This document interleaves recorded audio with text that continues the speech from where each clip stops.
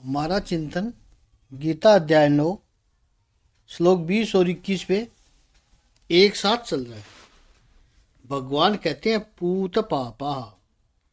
ऐसे ही जीवन में जब उस स्वर्ग की अभिलाषा होती है तो मनुष्य अच्छे कर्म करने लगता है, क्योंकि उसको पता है कि ये कर्म करूँगा तो ये यज्ञ करूँगा तो स्वर्ग को जाने को मिलेगा, ऐसा कर्म करूँगा तो ये इच्छा परिपूर्ण होगी।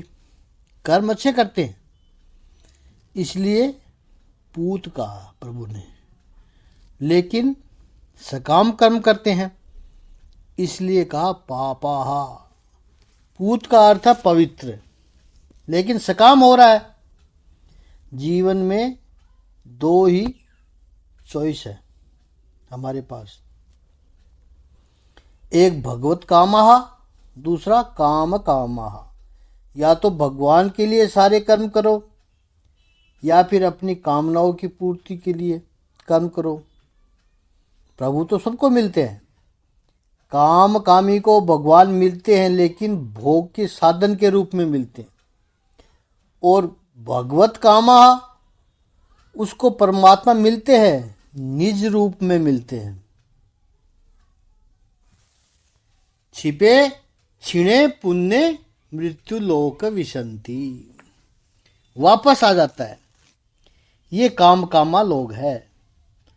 और तात्विक अर्थ में देखें तो भोग भोगते भोगते इंद्रियां क्षीण हो जाती है, क्योंकि भोगा न भुक्ता व्यमेव भुक्ता।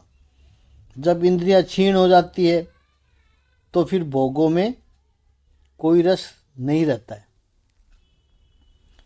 पुनः नई शक्ति पाने के लिए वो आता है। लेकिन भगवान श्री कृष्ण कहते हैं कुछ लोग ऐसे हैं जो भोग के लिए मेरी भक्ति नहीं करते, स्वर्ग के सुख प्राप्त हो इसलिए मेरी भक्ति नहीं करते हैं।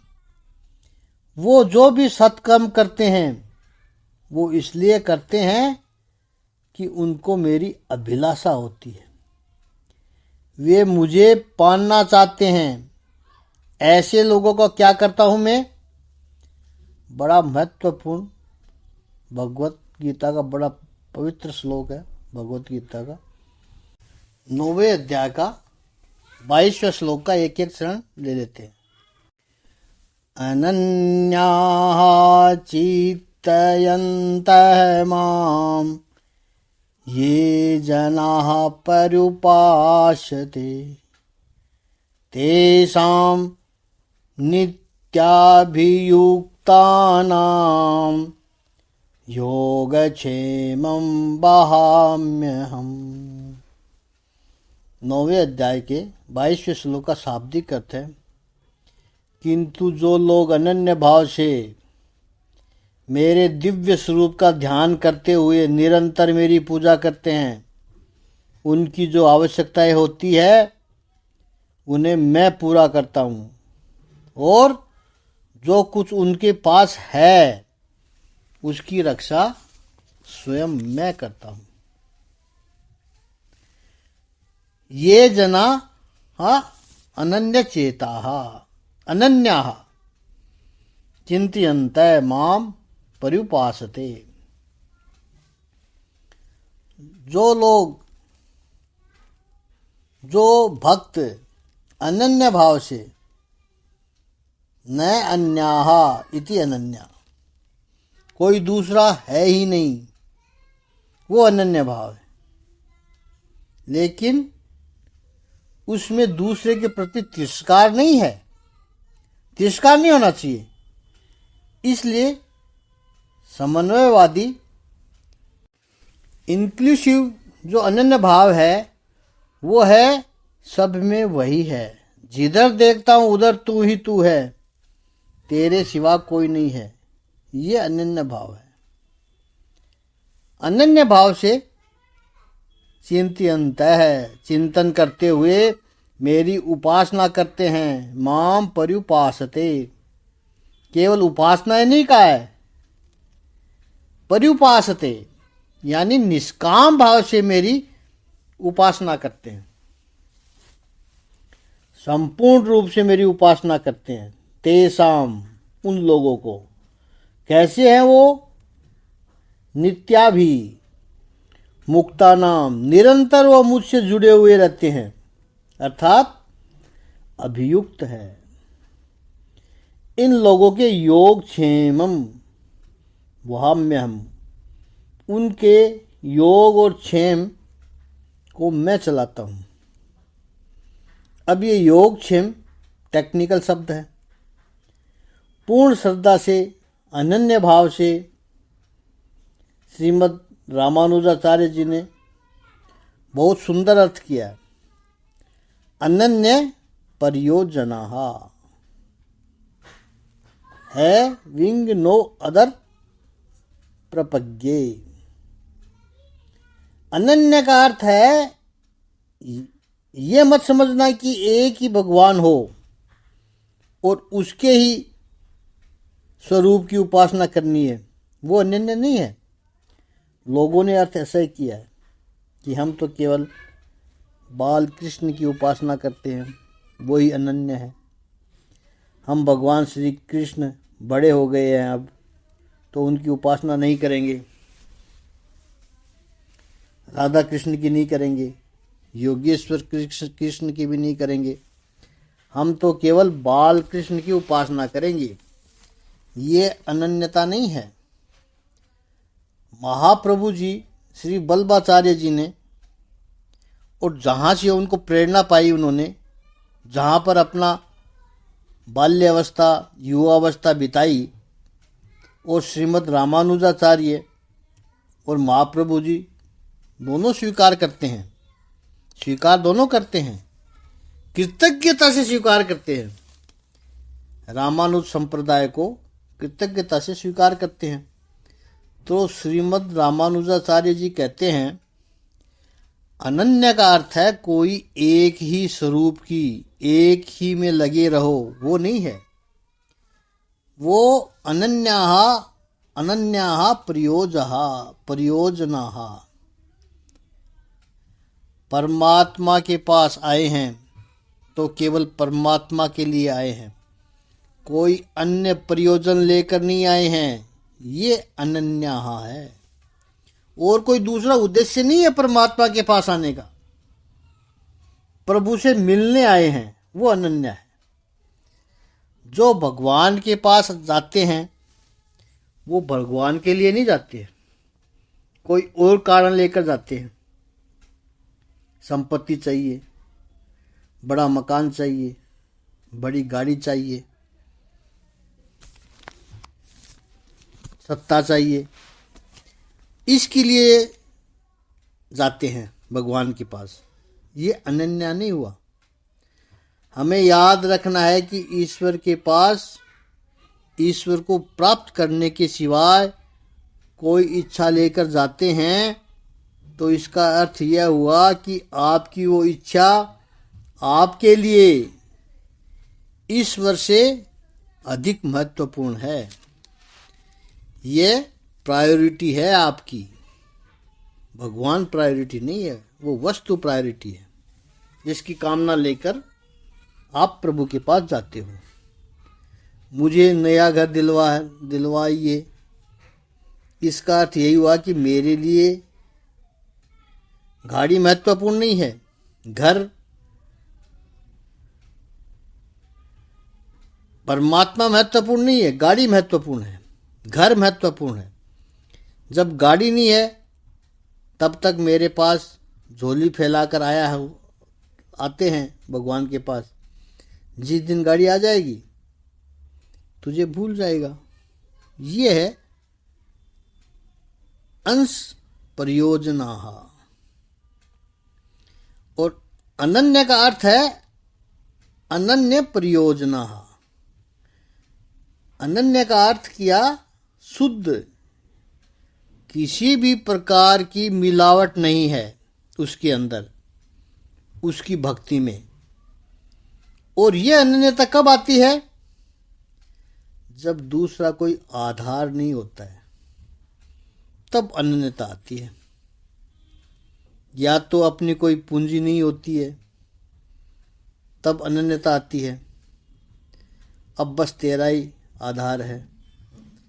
ऐसी ऊर्जा से, ऐसी निष्ठा से माम चिंतयत है, मेरा जो चिंतन करते हैं।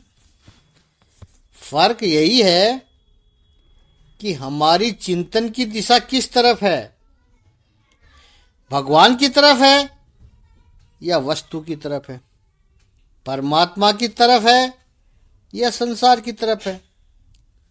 जो परमात्मा की ओर चिंतन की दिशा लेकर के आते हैं, ऐसे लोगों को जो पूर्ण रूप से उपासना करते हैं, सर्वत्र प्रभु दर्शन करते हुए उपासना करते हैं, सर्वत्र ईश्वरानुभूति करते हुए उपासना करते हैं। देखिए, परमात्मा सर्वत्र है, ये तो सिद्धांत है और वास्तविक भी है। God is omnipresent. प्रश्न यह है कि वास्तविकता हमारा अनुभव है, ये वास्तविकता हमारा अनुभव है क्या? ईश्वर सर्वत्र है, ये तो हम सब जानते हैं, लेकिन ईश्वर सर्वत्र है, ये हमारा अनुभव है क्या? हम अब जब बोलते हैं ईश्वर सर्वत्र है, लेकिन दिखता तो नहीं है, और हमारा वर्तन भी ऐसा नहीं है कि जिससे लगता हो कि ईश्वर सर्वत्र है। यदि ईश्वर सर्वत्र है ऐसा पहचानोगे तो फिर जीवन जीने का ढंग ही बदल जाएगा। एक राजा शाम के समय, रात्रि के समय नगर चर्या करने निकला, गुप्त भेष धारण करके। पहले राजा जाते थे ऐसे हालचाल देखने पर जाके। जाते जाते किसी का घर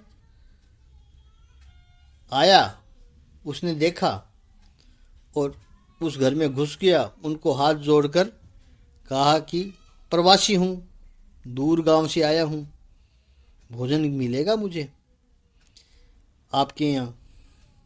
उस घर वाले ने कहा हाँ मिलेगा, आओ। बैठाया, भोजन करवाया, पानी पिलाया। फिर राजा ने हाथ जोड़कर कहा कि आप अच्छे लोग हैं, आपने मुझ पर कृपा करी, भोजन कराया, अब मैं कुछ दूं आपको? अरे नहीं नहीं, वो बोलते हैं, आप अतिथि रूप में आए हैं, भोजन किया, परमात्मा का दिया हुआ है भोजन, क्या उसका लेना कुछ? राजा कहता ओहो, आप बहुत अच्छे हैं, धन्यवाद आपका, प्रभु आप पर कृपा करे। ऐसा करके वो राजा निकल गया। घर वाले बैठे हैं, संतोष है उन्हें, खुश है। आज एक अतिथि आया, बेचारा चलता हुआ व्यक्ति था, उसका कोई आधार नहीं था, हमारे घर पर आया, चलो अच्छा हुआ भोजन करवाया, भोजन करा पाए उसको। एक यात्री को हमने भोजन कराया, ये संतोष मिला, अच्छा काम किया, उसका संतोष मिला। अब यदि आपको पता चले कि एक सामान्य आदमी समझकर जिन्होंने उनको भोजन कराया हमने, वो तो राजा था, अब उनका आनंद कैसा हो जाएगा? ओहो, राजा हमारे यहाँ भोजन करने आया। अब दो बातें देखिए, भोजन तो उसी आदमी ने किया, व्यक्ति तो वही था, लेकिन गुप्त धारण करके आया, इसलिए उसे पहचान नहीं पाए। एक सत्कर्म हम कर रहे हैं, किसी भूखे को भोजन कराना, ये हमारा कर्तव्य है, अच्छी बात है, इसलिए कराया। लेकिन वो राजा था, ये पता चलेगा तो उसका आनंद कितना बढ़ जाएगा। हम संसार में सत्कर्म तो करते हैं, हम सब अच्छे लोग हैं। कहीं किसी की मदद की आवश्यकता है, देते हैं। किसी गरीब की, किसी बीमार व्यक्ति हो तो उसकी मदद करते हैं, कि किसी गरीब बच्चे की स्कूल की फीस भर देते हैं, किसी को भोजन खिलाते हैं। ये सब हम करते हैं, लेकिन हम कैसे करते हैं कि हम अच्छे हैं, हमारे पास भगवान ने जो शक्ति दे रखी है उस शक्ति का सदुपयोग करते हैं और जिसको आवश्यकता है उसे दे रहे हैं।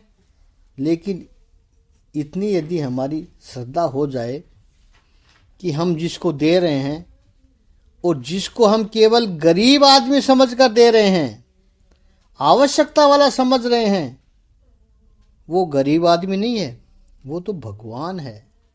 ये जब पता हो जाए, अब देखो आपके सत्कर्म का कितना आनंद बढ़ जाएगा।